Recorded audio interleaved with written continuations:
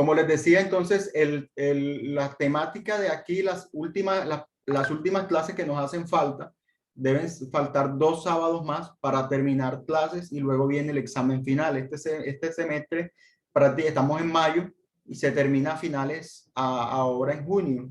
No tengo a la mano las fechas, pero sé que solamente faltan 2 sábados más o 3 sábados más para finalizar clases. Entonces ya prácticamente este semestre está finalizado, muchachos. Pónganse al día con las notas, no solamente conmigo, sino con los demás docentes, quienes estén faltando, no se duerman porque ya prácticamente el semestre terminó. Quisiera que tuvieran el trabajo allí a la mano y vamos a estar mirando las preguntas desde la pregunta número 5. Hoy quisiera hablar de los temas del tema del 5 y del 6 del taller, los temas número 5 y 6 del taller.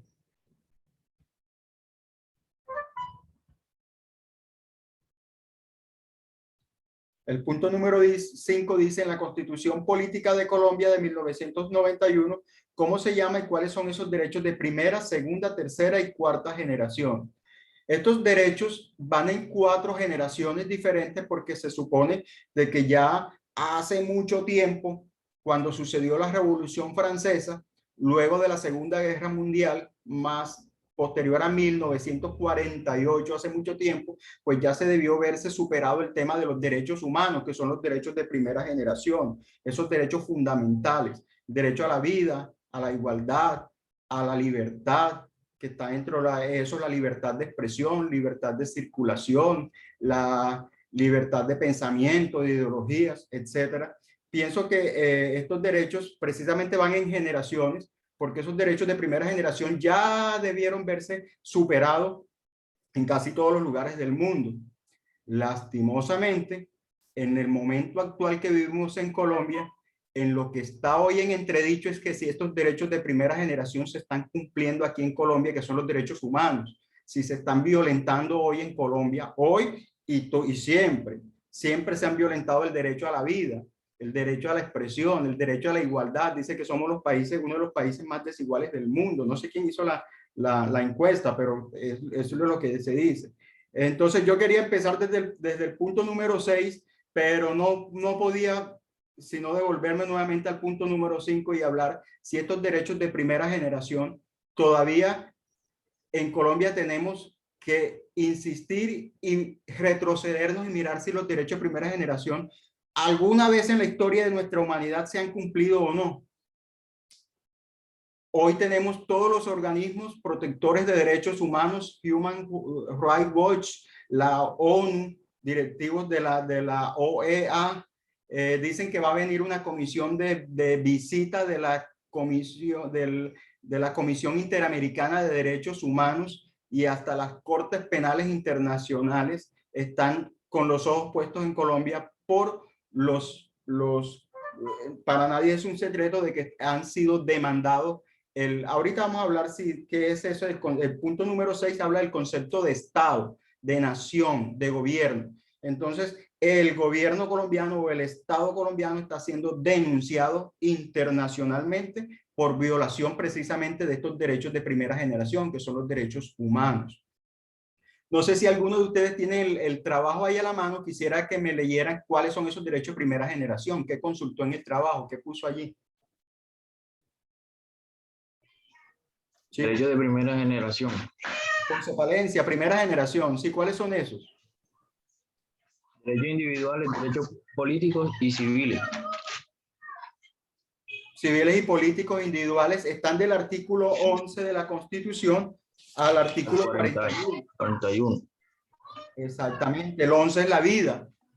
Lastimosamente, pues el derecho a la vida está siendo bastante, no ahora, siempre, bastante transgredido en Colombia, desde toda la historia. Tenemos un gran prontuario de violación del derecho a la vida, a pesar de que la Constitución dice no habrá pena de muerte, no habrá pena de muerte de manera legal o de manera institucional, pero de manera ilegal y de manera en la práctica pues se aplica pena de muerte todo el tiempo.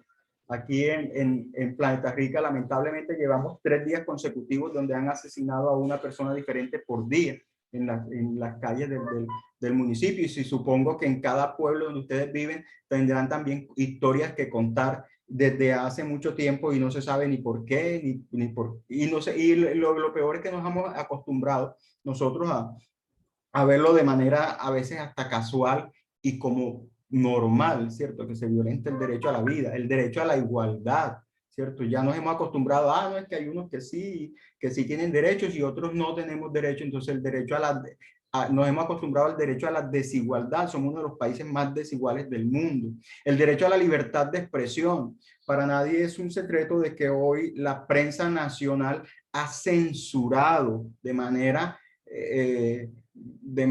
muy arbitraria y de manera poco prudente, ha censurado el derecho a la libertad de expresión. Los jóvenes que salen a la calle están expresando, están haciendo su legítimo derecho a la libertad de expresión, a manifestarse, dice textualmente la Constitución. Son los artículos que estamos viendo en la Constitución, están ahí, ¿cierto? Y que tienen hoy cabida dentro del escenario real de la sociedad.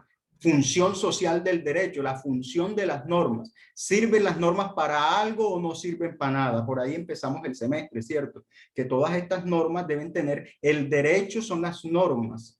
Y entonces estas normas constitucionales, estas normas que están aquí en la Constitución, sirven para algo, tienen una función, tienen una finalidad, la finalidad de hacer justicia, de buscar el bien común, o solamente el bien de unos cuantos, o el bien común es el de todos, buscar la finalidad de la paz, ¿cierto? Esos son los fines de los que hablamos el principio de semestre, y hoy en este escenario político no podría yo dejar de hablar de ello. En días atrás, en la semana antepasada, un profesor, desde una clase virtual, un profesor de Derecho censuró a un estudiante porque puso como perfil de su clase, puso algo sobre la protesta, y el profesor se molestó.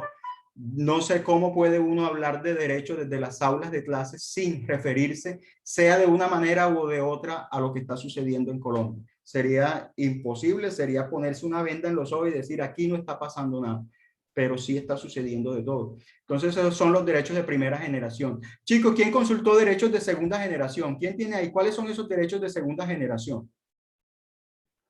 Profe, Sí, los derechos de segunda generación segunda generación. son derechos sociales, económicos y culturales. Y tienen que ver con temas como la obligatoriedad a la seguridad social, al trabajo en condiciones equitativas y satisfactorias, a formar sindicatos para defender sus intereses y sobre todo tener a un nivel de vida digno que garantice la salud, la alimentación, el vestido, la vivienda, la asistencia médica y la educación. La Son aquellos alimentación, derechos ¿cierto? humanos. Hoy las protestas, ese fue el florero de Llorente.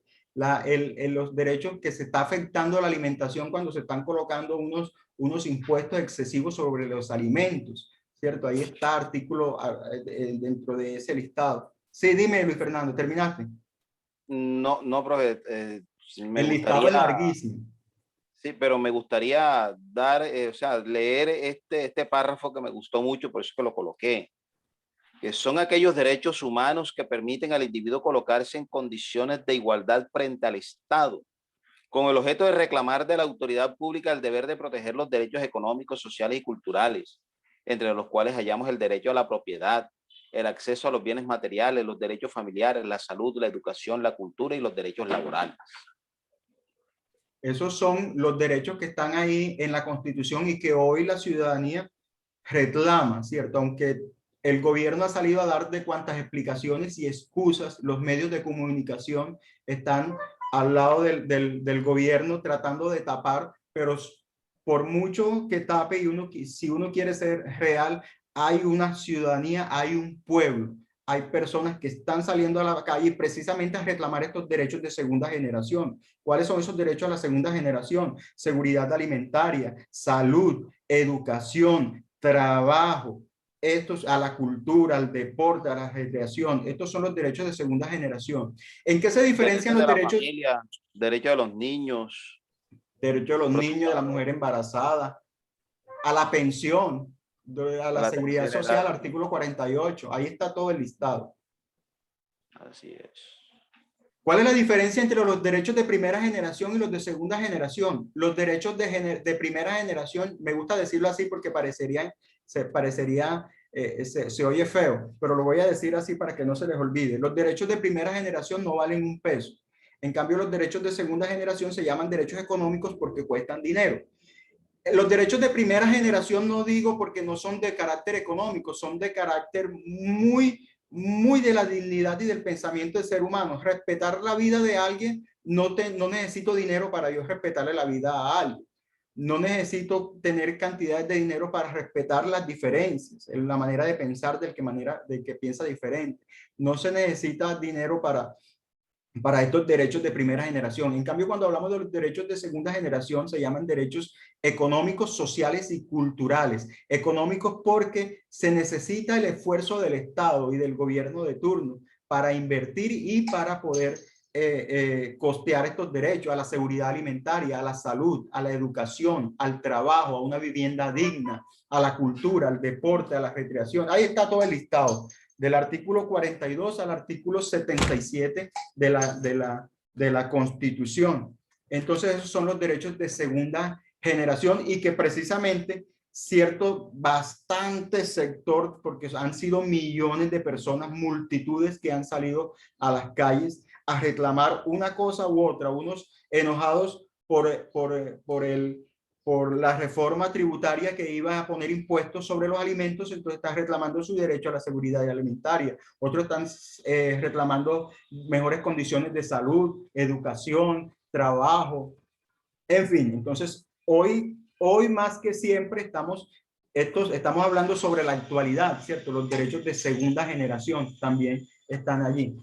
¿Cuáles son esos derechos de tercera generación? ¿Quién los consultó? Son los derechos colectivos y del ambiente. Tercera generación, ¿cuáles son?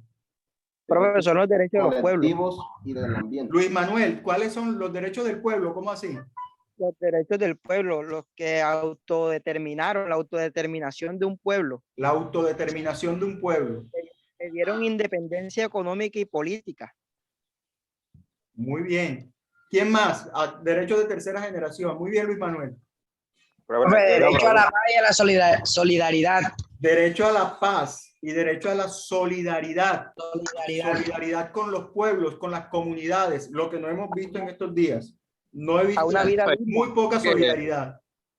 A una vida digna. Los humanos de tercera generación son una actualización de la Carta de 1948. Dice, derecho a la autodeterminación de los pueblos, el que tienen los países de determinar libremente su condición política y su modelo social y económico. Muy bien. Estos derechos de los pueblos se llaman internacionalmente, en el derecho internacional se llaman los derechos de los pueblos, derechos de solidaridad, derecho a la paz, derecho de autodeterminación de los pueblos, es decir, los pueblos tienen derecho a manifestarse. Eso es un derecho internacional, ¿cierto? En la Constitución y en todas las constituciones internacionales y en todos los tratados internacionales está el derecho de los pueblos a expresarse, a manifestarse. Eso es un derecho internacional.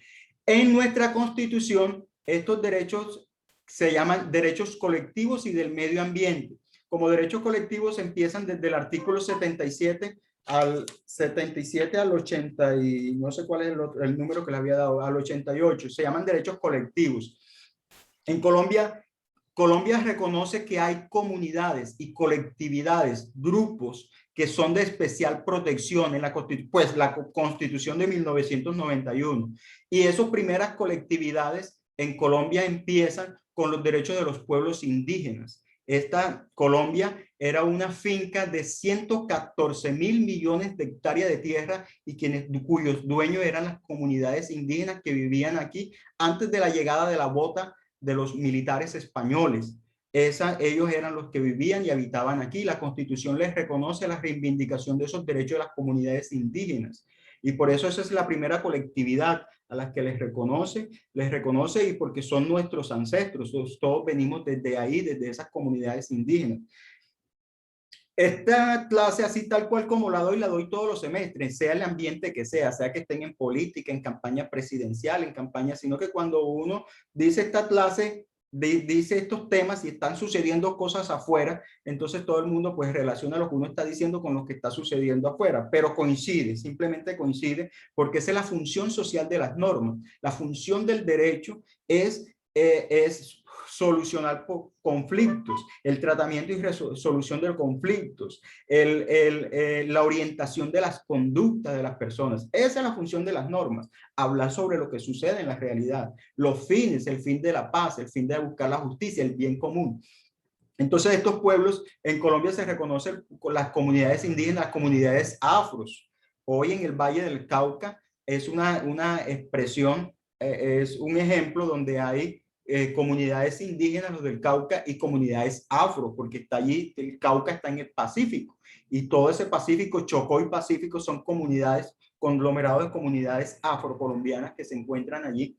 Son comunidades internacionalmente protegidas, tienen unos derechos, precisamente de estos derechos internacionales que son de tercera generación, el derecho de los pueblos, derecho de las colectividades.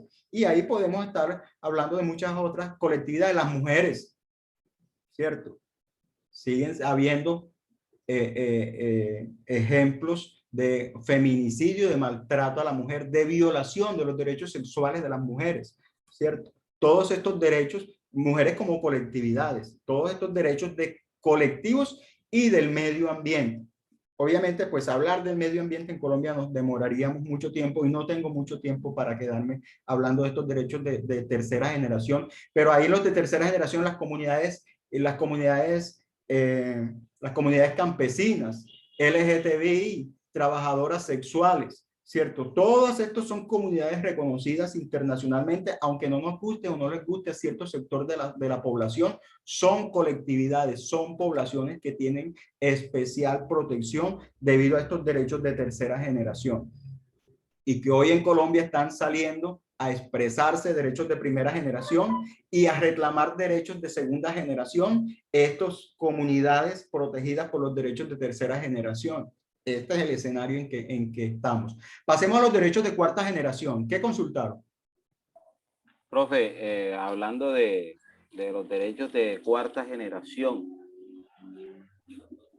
la humanidad se encuentra viviendo una verdadera revolución tecnológica. El hombre ha creado cantidades de herramientas y aparatos que han alterado de manera significativa su desarrollo en el paso por la historia.